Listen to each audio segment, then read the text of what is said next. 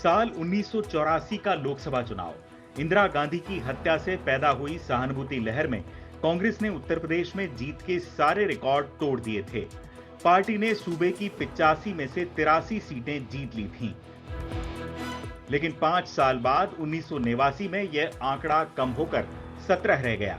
यहीं से उत्तर प्रदेश में कांग्रेस की पतन की शुरुआत हुई।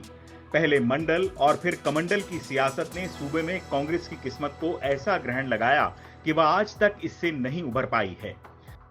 सबसे ज्यादा लोकसभा सीटों वाले राज्य में खराब प्रदर्शन का एक बड़ा नतीजा यह हुआ कि 1989 के बाद से कांग्रेस अपने दम पर लोकसभा में बहुमत हासिल नहीं कर पाई है। 2024 के लोकसभा चुनाव से पहले अब अजय राय को प्रदेश अध्यक्ष बनाकर कांग्रेस ने नया दांव खेला है।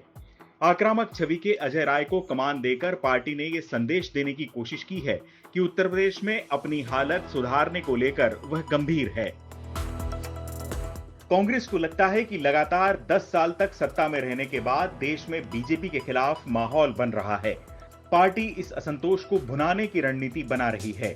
राहुल गांधी लगातार जनता के बीच रहकर देश में माहौल बना रहे हैं, लेकिन उत्तर प्रदेश में पस्त पड़ी कांग्रेस में जान फूंके बगैर राष्ट्रीय स्तर पर बड़ी कामयाबी की उम्मीद नहीं की जा सकती। राष्ट्रीय और प्रदेश दोनों स्तर पर काम हो तभी कुछ हासिल हो सकता है। यूपी में यह काम आक्रामक तेवरों के साथ ही हो सकता है। अजय राय ने पद संभालते ही अपने इरादे भी जता दिए हैं।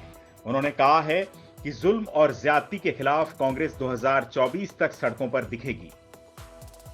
उन्होंने जल्द ही अपनी नई टीम बनाने की बात भी कही। उनके पदभार ग्रहण के समय कार्यकर्ताओं की भीड़ और उनका जोश देखकर यह उम्मीद भी बंधी है कि अजय राय की नियुक्ति से हालात बदल सकते हैं। उत्तर प्रदेश के लोकसभा चुनाव से पहले कांग्रेस के प्रदेश अध्यक्ष के तौर पर अजय राय की तैनाती से संगठन में नई जान फूंकने का काम किया है।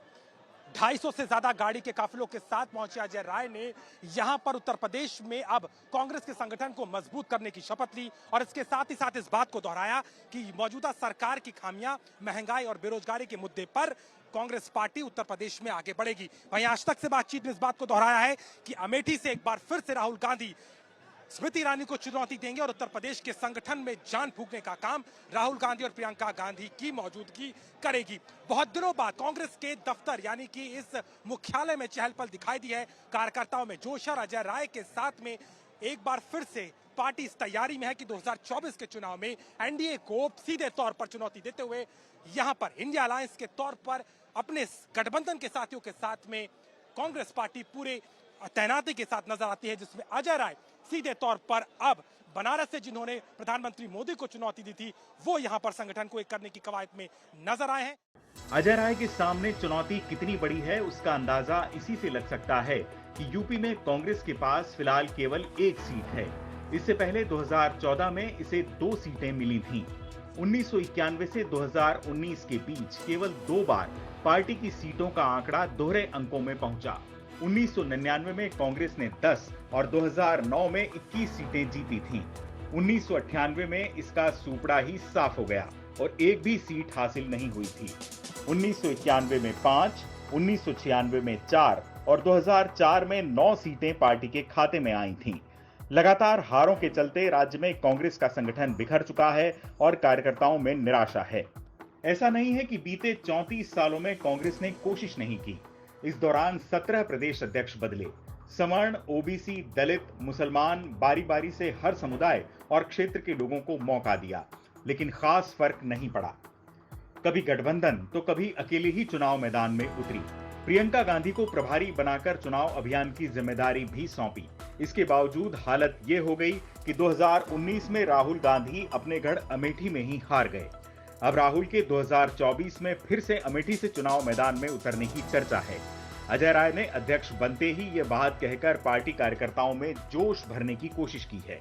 प्रियंका गांधी को भी वाराणसी से नरेंद्र मोदी के खिलाफ खड़ा करने की अटकलें लग रही हैं। अमेठी से कहा था कि चुनौती देंगे राहुल गांधी, पूरी तैयारी रहेगी। बिल्कुल बिल्कुल, राहुल गांधी जी को अमेठी की जनता चाहती है, प्यार करती है। कि राहुल गांधी ने कभी नहीं कहा कि 13 रुपए की किलो चीनी हम आपको देंगे। राहुल जी ने हमेशा ईमानदारी की। कह रही है कि कोई भी बीजेपी का कार्यकर्ता हरा देगा अमेठी में। अब नहीं, आज तक मैं तो कहता हूँ चैलेंज के रूप में कि स्मृति ईरानी आवे लड़े इस बार 2024 का। कांग्रेस की समस्या यह है कि गठबंधन के सहारे भी केंद्र की सत्ता उसके हाथों में आती है तो यूपी में उसकी हालत में सुधार दिखने लगता है। 2004 में यूपीए गठबंधन की सरकार बनी तो राज्य में कांग्रेस को 9 सीटें मिली थीं। 2009 में यह बढ़कर 21 हो गईं। पिछले 10 साल से पार्टी केंद्र की सत्ता से बाहर है। 2022 में राज्य में हुए विधानसभा चुनाव में भी पार्टी का प्रदर्शन बेहद खराब रहा था, इसलिए 2024 में भी पार्टी के लिए रास्ता आसान नहीं है। अजय राय के लिए मुश्किलों की भरमार है। इनसे पार पाने के लिए उन्हें अपने आक्रामक अंदाज के साथ और भी बहुत कुछ करना होगा। चुनाव आज तक।